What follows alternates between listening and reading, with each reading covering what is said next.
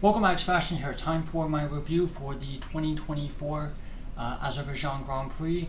Pretty exciting race, honestly. I think compared to what I kind of expected going into this race, and with a very dramatic finish as well.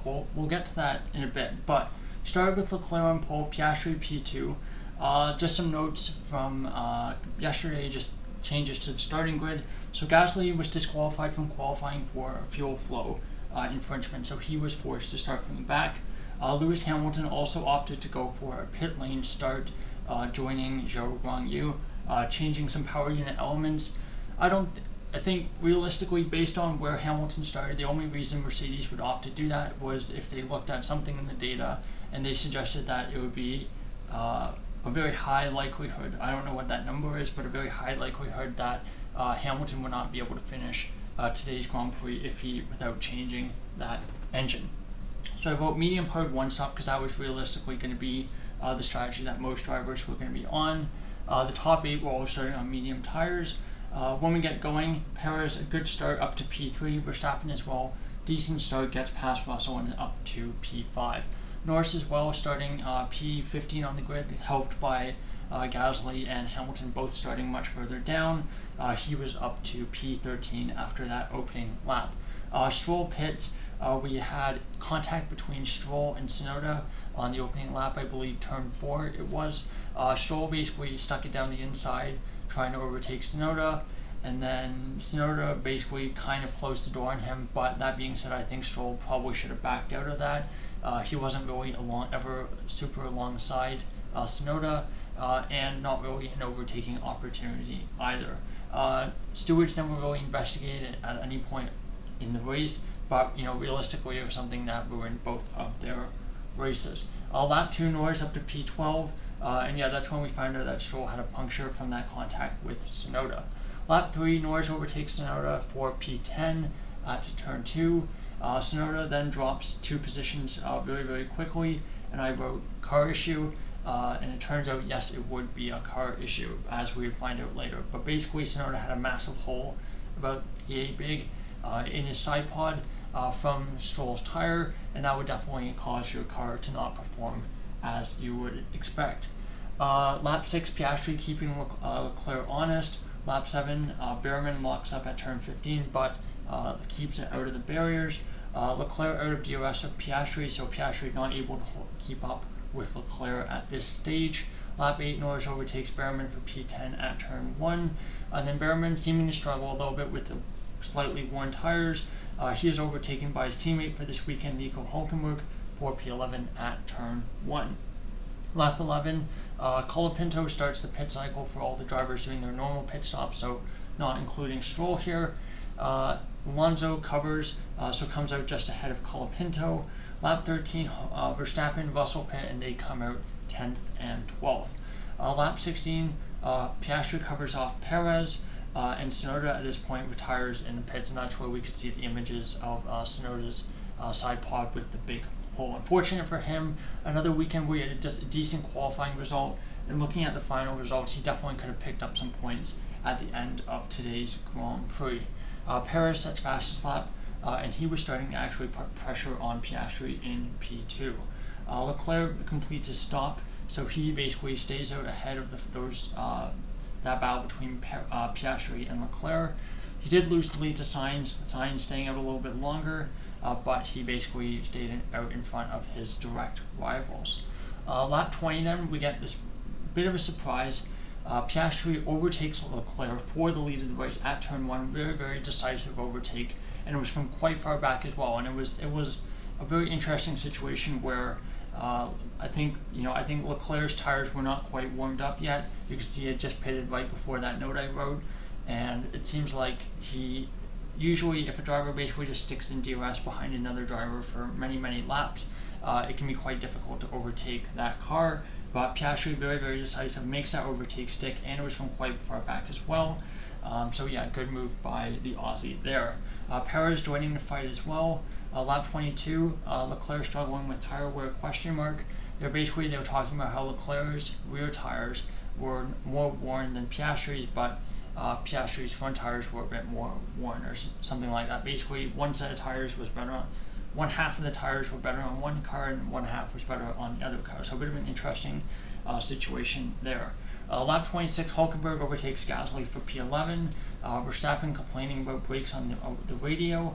Lap 29, other fellow world champion Hamilton also complaining on the radio about a really difficult time driving his car. Alonso pits, no, not Alonso, Albon pits, comes out 11. So Albon, one of two drivers as well as Norris in that top group who had decided to go on the alternate strategy, starting on the hard tires, pitting to the mediums. He pits lap 32 and he comes out in 11, so just outside the points, puts himself in a very, very good position. Lap 34, Russell overtakes Verstappen for P7 at turn 1.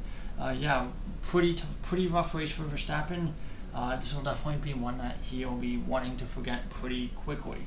Lap 37, Hulkenberg P9, Albon P10, and Colapinto had been ahead of the two of them, so I think Colapinto must have lost a couple positions there, struggling a bit on tires. Norris waiting to clear Alonso, question mark, and that seemed to be exactly what it was. As lap 38, Norris pits and he comes out 7th right in front of Alonso. Albon overtakes Hulkenberg for P9 on those fresh tires. Lap 39, Perez falling off the pace slightly of the top two, so you basically had a two-horse race between Piastri and Leclerc at this point. Lap 41, Leclerc tries to make a move on and Piastri not able to make it stick into turn 1. Hamilton overtakes Behrman for P11 at turn 1. Lap 43, Norris rapidly cutting into Verstappen's lead in terms of the battle between the two of them. And the AWS simulations were all saying, oh, he'll catch up to Verstappen about lap 50 or so is what it was saying at earlier in the race. Lap 47, Sainz almost within DRS of Perez, and Stroll decides to retire in the pits, decided that probably damage was too much, wasn't really making up many positions, so basically just save the car for the next race and just retire in the pits. Perez putting Leclerc under pressure as well. Leclerc, for whatever reason, not able to keep up with Piastri. Rear tires were done, is what he said over the radio.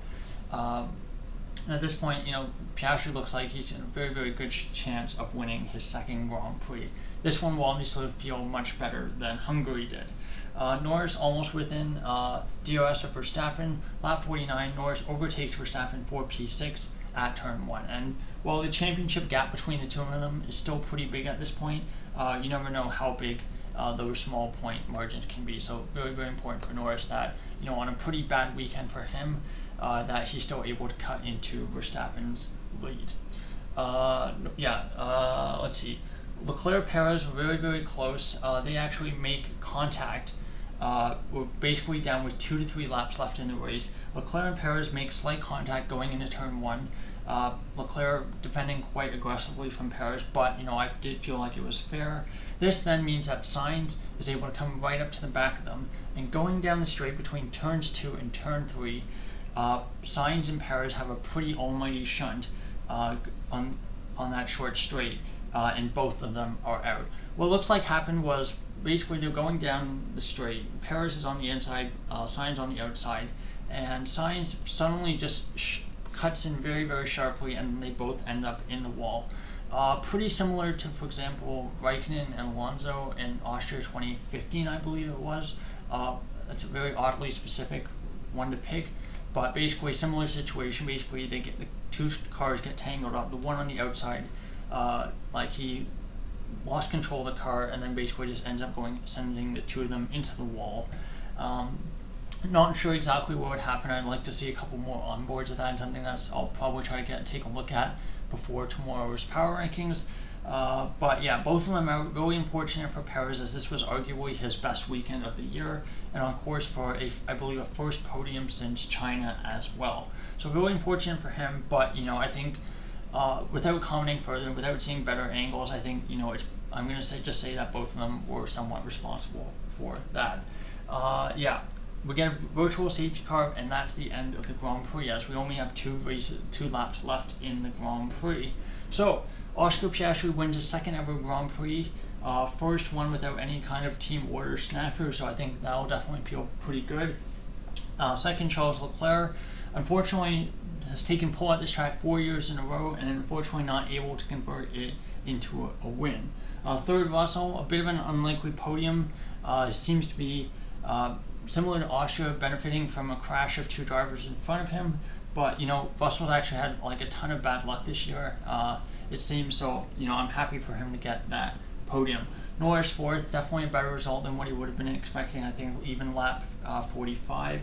And he gets fastest lap as well. Fifth, Verstappen. Sixth, Alonso. Seventh, Albon. Great points for them. And then Colapinto, first points as well in his second ever Grand Prix.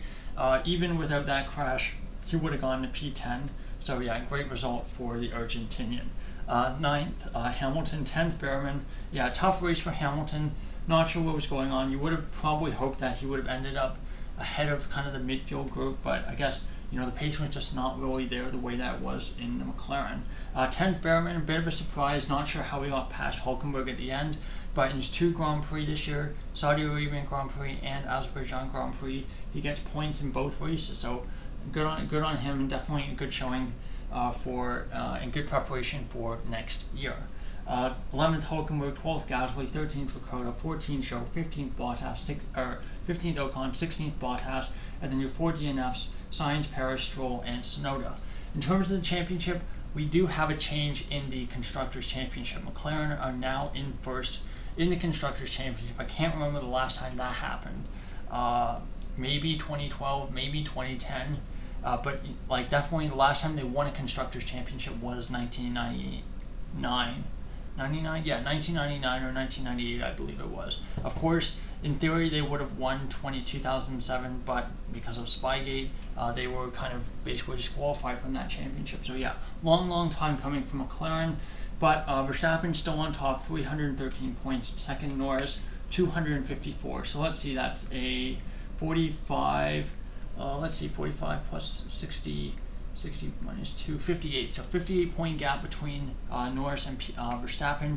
Still pretty big. Norris would probably be hoping that he could chip away at that a little bit quicker than he is, with I think 7 races left in the season, but still it is positive momentum. Third, Leclerc, 235. Fourth, Piastri, 222. So Piastri with that win, and Norris's somewhat rough weekend means that the gap between the two of them, or those 3 drivers, is actually pretty close. Piastri, I'm not going to say he's in contention for the Drivers' Championship. I think he's going to need a whole lot to go right for that to happen. But, you know, it is pretty interesting how that group of 3 drivers is pretty close realistically for second. Then you have Sainz, 5th, 184, 6th, Hamilton, 164, 7th, Russell, 143, 8th, Perez, also on 143, but Russell was ahead on comeback with his Grand Prix win. 9th, Alonso, 58, 10th, Stroll, 24, 11th, Hülkenberg, 22, 12th, Tsunoda, 22, 13th, Albon moves up quite a few spots with those 6 points that he got from 7, so really good result for him. And then 14th is Ricciardo, also on 12, 15th, Gasly on 8, 16th, Behrman on 7, 17th, Magnussen on 6, 18th, Ocon on 5, and then Colapinto moves up to 19th with those 4 points, leaving Zhou 20th, Sargent 21st, and Bottas in 22nd. So there you go, there's my review of the 2024 Azerbaijan Grand Prix. Pretty good race, pretty tight battle at the front. You had that bit of drama at the end as well.